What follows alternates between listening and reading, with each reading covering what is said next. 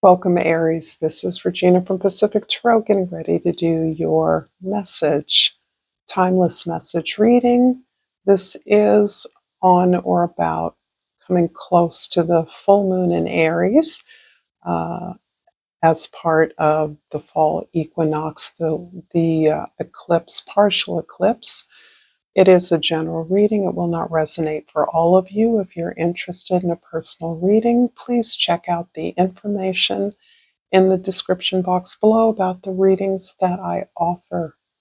Until through the rest of the year, all readings listed below are half off. So I'm going to get started with you, Aries. And for your overall energy, you have the Seven of Cups. Seven of Cups is describing lots of opportunities, options that feel available to you right now. There is a part of you, part of your energy that is responding to the potent astrological energy that imagines the rewards of the effort that you're making based on some old and rather superficial criterion that you now recognize is really only a distraction from what is important to you now. You feel as though you grabbed a part of your mission, your purpose, that you're understanding your vision for the future and your path toward that vision. And this is really confirming you, but it's also opening up myriad doors, illusions, and projections from the old versions of yourself that once wanted the superficial rewards of success. Instead, you are focusing on your goals, understanding that the many offers and invitations may be merely distractions from what is most important to you right now. In the past, we have the Star card. So this is what you has awoken in you over some period of time, quite possibly over decades, in alignment with Pluto's movement through Capricorn, which is coming towards an end. This is also just some of the uh, residual experiences that you are still processing, but that have put sort of landscaped your aspirations, your hopes, your visions. So this vision has been renewed through your ability to overcome some struggles. And on that course, you are reinvigorated. It's almost like a rebelief in miracles, in part because you have reinvested in your potential, in your higher self, in your evolving awareness. And this is giving you a sense of hopeful uh, effort towards some kind of service to humankind. In the present, we have the Ace of Jades or the Ace of Pentacles, which is about you manifesting the specific opportunity to create, build something that for you will solve a problem, will narrate a solution. This is something that you feel must be practical. It must be generate ideas. It must generate abundance. This is the opportunity to make something that is authentic to your voice, to your experience, a practical tool or skill available to more people. And on that score, there's a kind of an acceptance of the possibility of material rewards in a place where you may have once shunned material rewards as a marker of uh, some kind of less than value. Now you don't see it as being separate. You see it as being together. And abundance is something that you define. But this opportunity is for a new, fresh start. It really feels like a new project, a new business. In the future, the Lady of Swords is describing a customary role that you often take, Aries. It is not dependent on your gender. This is you being a compassionate, dispassionate, I should say, thought leader. This is you engaging others in conversations, decision making, being curious about the possibilities rather than absolutely clear on what the goals are, what the destination is, but by sounding out the structure of the way that you're going to engage this achievement or accomplishment is the process that you're using is just as important to you as what it is you wish to accomplish. So this is about asking questions and listening to the responses that you receive. This is also about facilitating the discussion, the conversations, or even the discourse around something that is key and central to what it is that you are manifesting, building, or creating. I'm going to pull an oracle card, hoping that this is resonating with you so far, Aries. If it is resonating, please like this video and subscribe to my channel, Pacific Tarot. And I pulled the empathy card.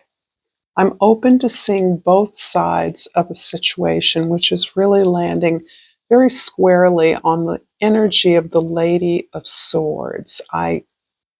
Queen is more appropriate to me. This is your ability to put out feelers, to put out information, to ask questions, and to be open to what it is you hear and receive, to be able to set your passion, your desire, your fire aside and to regulate a conversation based on the needs of all the members of the team.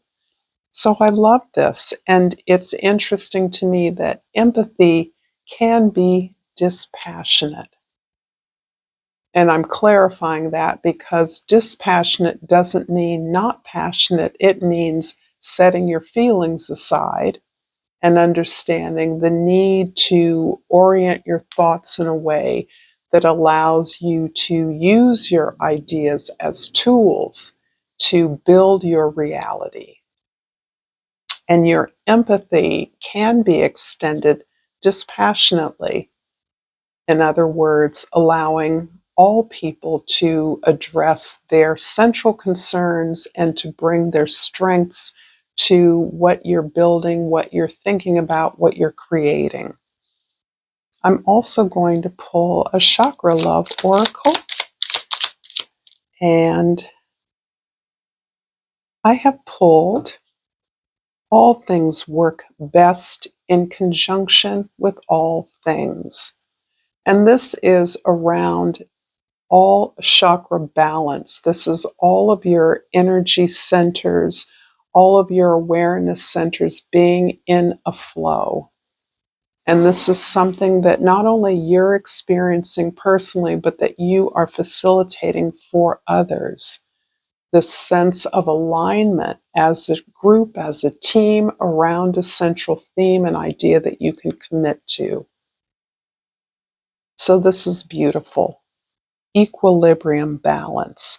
I'm going to clarify the present first with the Ace of Pentacles, clarified by the Temperance card and by the Strength card. Ooh. This is this is actually a reminder about how difficult this upward climb has been for you. This healing path has been extremely protracted. This has been occurring, of course, over your entire life in some ways, but your consciousness has existed along with your awareness that you are strong. You are often the strong one. This has uh, helped you survive some really challenging experiences. It's also helped you uh, see yourself as committed to the team, the vision, the effort that you're making collectively, and to help those that need your help wherever they're at as needed.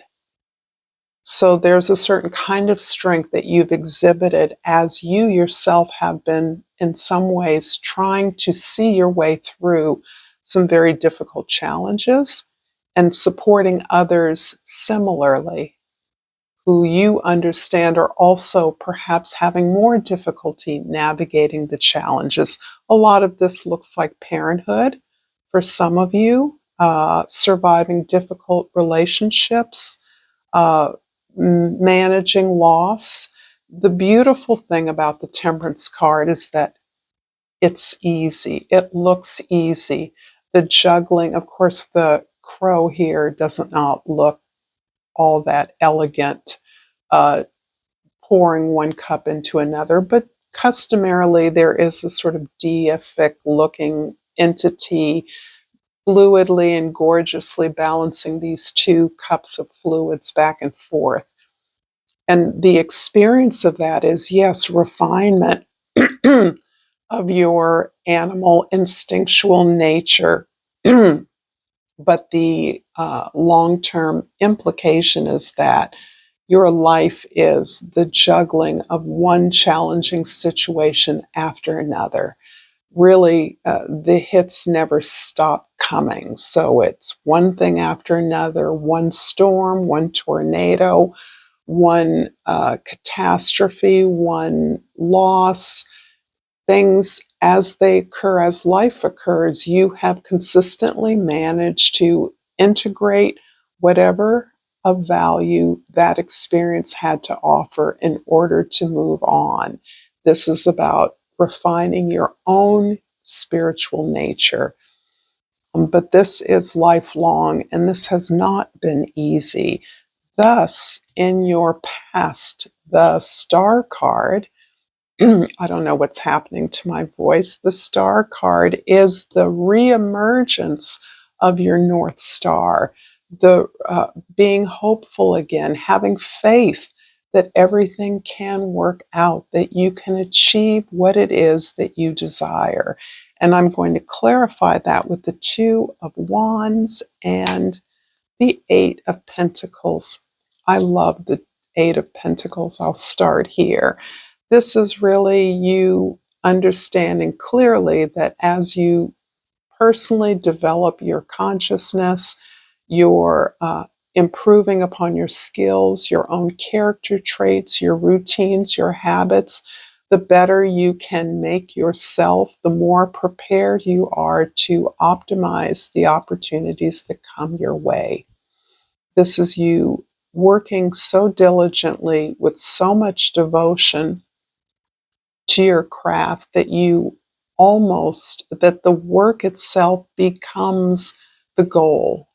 Creating the work, you see yourself, you feel yourself, you understand yourself to be able to survey the possibilities and to move methodically and deliberately towards your goal, knowing that you have prepared yourself to understand the bigger picture and to marshal your resources and your alliances in a way that helps you to obtain that goal. But this is with no sleep. You're just working all the time. The Two of Wands is about you anticipating the potential opportunity that you are now manifesting. You've been anticipating this for a while, but it has been like the Temperance card, where there are two cups. Here we have two perspectives. One is the strength, the power that you know you have, that you accept as yours. The other is the way that you want to grow and expand that. You now are turning your energies towards the larger world in your effort to build something, to create something that will be of use to new audiences, new arenas, new students, new clients, new locations, even. So there is a kind of sense of anticipation, not waiting. You haven't been waiting for this, but you do feel the anticipation that what you're doing, no matter how behind the scenes, unglamorous it looks, internal it feels, that you have actually been staging the next leap of faith that you will be making. And the Lady of Swords in your future is clarified by the Five of Pentacles and the Hanged Man. The Five of Pentacles is absolutely about the continuing experience of changing your perspective on loss, of not having enough, of lack. This is something that comes quite possibly for many of you from your family of origin, and uh, it has very little to do with how much money you actually had as a family growing up, but it has to do with the experience of your family members, your ancestors, your parents, uh, their experience of struggling for the basic necessities. And that sense of striving always, of being careful, of never feeling like you are quite sure that you'll be able to make it, that worrier sense is based on the way you've been defined, your family has defined itself and defined you as well. So this can extend beyond family. This can be the way you were labeled in school, and the way in which others saw your capacity, not the way you've experienced your capacity. This is not the you that has grown up into your own self-definition, but you're now aware that you are able to change this definition because of your experiences. You're now experiencing limitlessness in addressing your own potential and understanding that it has already gotten you to where you are, which may not be a place you imagined you would be. And despite the difficulties, you see the possibilities, you have faith, you have a vision that extends far beyond you.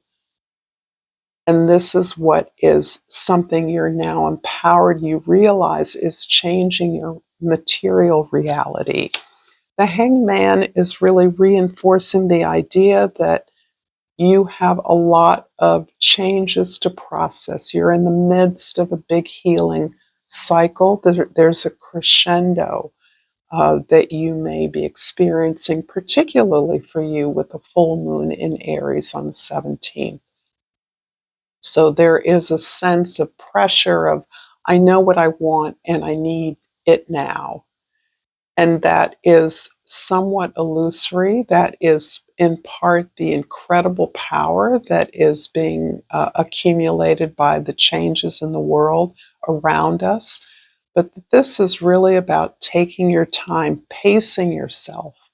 After all, this is clarifying. The Queen of Swords, she's all about this deliberate, dispassionate conversation, curiosity, exploration, discovery. This takes time, and you are allowed to take all the time you need as you deliberately move forward with a plan, an outline, a proposal. I'm going to leave it here. Aries, thank you so much for this reading. Until next time, namaste.